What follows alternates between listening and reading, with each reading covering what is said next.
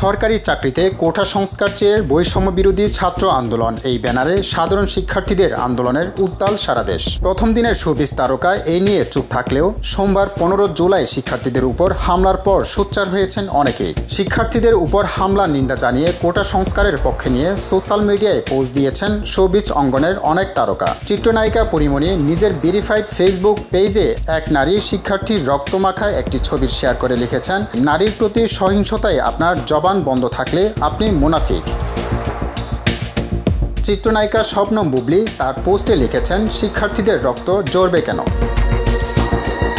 অভিনেত্রী রুনা খান সামাজিক যোগাযোগ মাধ্যমে এক নারী শিক্ষার্থী রক্তমাখা ছবির শেয়ার করেছেন। পোস্টে তিনি কিছুই লেখেনি ঠিকই, কিন্তু ছবির উপরে হৃদয় ভাঙা ইমোজি দিয়ে বুঝিয়েছেন শিক্ষার্থীদের উপর এই হামলা ঘটনায় তিনি ব্যথিত হয়েছেন। অভিনেত্রী সাদিয়া আয়মান ফেসবুকে লিখেছেন, আর কত রক্ত দিলে স্বাধীন হবে আমাদের প্রিয় বাংলাদেশ। সরকারি চাকরিতে কোটা সংস্কারের এক দফা দাবিতে শিক্ষার্থীদের আন্দোলন উত্তাল সারা দেশ। মঙ্গলবার রাজধানী ঢাকাসহ দেশের বিভিন্ন জায়গায় ছাত্রলীগ, যুবলীগ নেতাকর্মীদের সঙ্গে কোটা বিরোধী আন্দোলনকারী শিক্ষার্থীদের ব্যাপক সংঘর্ষ হয়েছে।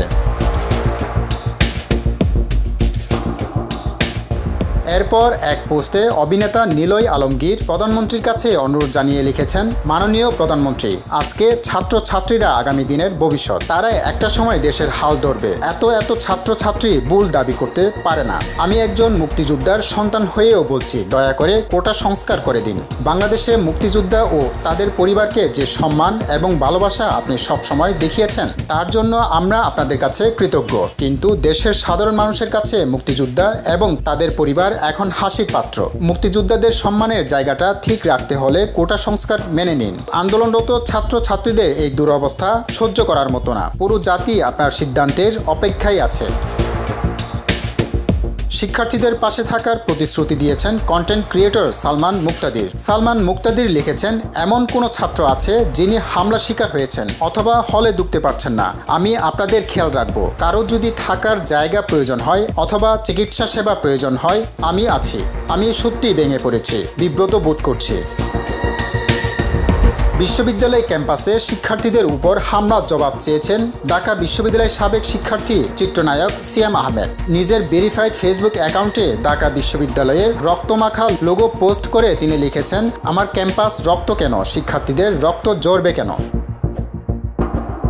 অভিনেতা মার্জুক রাসেল পোস্ট দিয়ে লিখেছেন, ছাত্রলীগের নাম পরিবর্তন করে পাঁচাটার লীগ রাখা হোক, কারণ তাদের সাথে ছাত্রদের কোনো সম্পর্ক নাই। এরপর আরও একটা পোস্ট করেন, বন্ধ থাকুক লেখাপড়া, অন্ধ থাকুক জাতি, আগামীতে দেশ চালাবে মুক্তিযুদ্ধের নাতি। আরও একটা পোস্ট করেন, আপা কোটা কিভাবে সরাবেন, উনি নিজেই তো বাপের কোটায় বসে আছেন। এবার আপনারা বলার বাকি, কোটার পক্ষে কে কে সমর্থন করে জানাতে ভুলবেন না।